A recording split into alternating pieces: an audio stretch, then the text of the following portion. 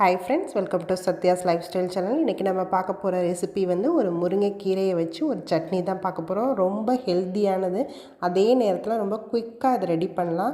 இதில் நிறைய பெனிஃபிட்ஸ் இருக்குது. இதில் நிறைய விட்டமின், மினரல்ஸ், அமினோ ஆசிட்ஸ் நிறைய இருக்குது. இது வந்து நம்ம வீக்லி ஒன்ஸ் எடுத்துக்கலாம், இல்லை டெய்லி கூட இதை நம்ம கன்சியூம் பண்ணலாம். நம்மளோட ஸ்டாமினாவை பூஸ்ட் பண்ணுறதுக்கும், டயபிட்டிஸை கண்ட்ரோல் பண்ணுறதுக்கும், கொலஸ்ட்ரால் லோவர் பண்ணுறதுக்கும் இது ரொம்ப யூஸ்ஃபுல்லாக இருக்கும். இந்த சட்னி எப்படி பண்ணலான்றதை பார்க்கலாம். கடாயில் எண்ணெய் நல்லா ஹீட் ஆகிடுச்சு. நான் வந்து ஒரு 1.5 ஸ்பூன் போல் உளுத்தம்பருப்பு சேர்த்துக்கிறேன். உளுத்தம்பருப்பு எந்த அளவுக்கு சேர்த்தோமோ அதே அளவுக்கு கடலைப்பருப்பு சேர்த்துக்கிறேன். இது எல்லாத்தையும் நல்லா வறுத்துக்கலாம். இது நல்லா செவக்கிற அளவுக்கு நல்லா வறுத்து எடுத்துக்கணும். ஒரு 6 நம்பர் போல் வரமிளகா மீடியம் சைஸில் சேர்த்துக்கிறேன். இது வந்து உங்களோட காரத்துக்கு தகுந்தாப்படி நீங்கள் குட்டியாக குறைச்சியும் சேர்த்துக்கலாம். இதையும் சேர்த்து நல்லா வறுத்துக்கலாம். இதிலேயே நான் ஒரு சின்ன வெங்காயம் ஒரு 10 நம்பர் போல் சேர்த்துக்கிறேன்.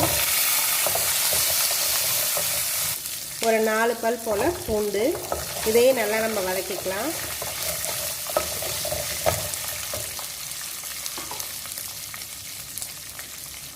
வெங்காயம் ஒரு ஹாஃப் போல் நல்லா வதங்கணும். அது வரைக்கும் நம்ம அதை நல்லா வதக்கி எடுத்துக்கலாம். இந்த வெங்காயம் நல்லா வதங்கிடுச்சு. இப்போ வந்து நான் முருங்கைக்கீரை இந்த மாதிரி வாஷ் பண்ணி எடுத்து வச்சுருக்கேன். அதை இதில் ஆட் பண்ணிக்கிறேன். இந்த கீரையும் ஒரு 2-3 மினிட்ஸ் போல் நம்ம நல்லா வதக்கிக்கலாம். ரொம்ப வதக்கணும்னு அவசியம் இல்லை, ஒரு 2-3 மினிட்ஸ் வதக்கினா போதும். இந்த கீரை நல்லா ஒரு 2-3 மினிட்ஸ் போல் நம்ம நல்லா வதக்கியாச்சு. இது இப்போ நிறுத்திடலாம். நம்ம இந்த ஹீட்லேயே நான் கொஞ்சமாக தேங்காய் எடுத்து வச்சுருக்கேன். ஒரு 3 ஸ்பூன் போல் தேங்காய் அதில் சேர்த்துக்கிறேன். இதை சும்மா இந்த சூட்டோடு அப்படி கிளறி விட்டால் போதும். இது நல்லா கூலானோன்னே இதை நம்ம அரைச்சி எடுத்துக்கலாம். இது கூடவே நான் வந்து ஒரு நெல்லிக்காய் அளவுக்கு புளி எடுத்து வச்சுருக்கேன். அதையும் ஆட் பண்ணிக்கிறேன். இது எல்லாமே நல்லா கூலாகணும். கூலானோன்னு நம்ம இது நல்லா ஃபைனாக அரைச்சி எடுத்துக்கலாம். இந்த சட்னிக்கான தாளிப்பை இப்போ நம்ம ரெடி பண்ணிக்கலாம். பேனில் நல்லா எண்ணெய் ஹீட் ஆகிடுச்சு. கடுகு, உளுத்தம்பருப்பு சேர்த்துக்கிறேன். கொஞ்சமாக பெருங்காயம் ஆட் பண்ணிக்கிறேன். ஒரு பல் போல் பூண்டை இந்த மாதிரி இடித்து வச்சுருக்கேன். அதையும் ஆட் பண்ணிக்கிறேன். இந்த பூண்டை நல்லா இதில் வதக்கிக்கலாம். ஒரே ஒரு வரமிளகா ஆட் பண்ணிக்கிறேன்.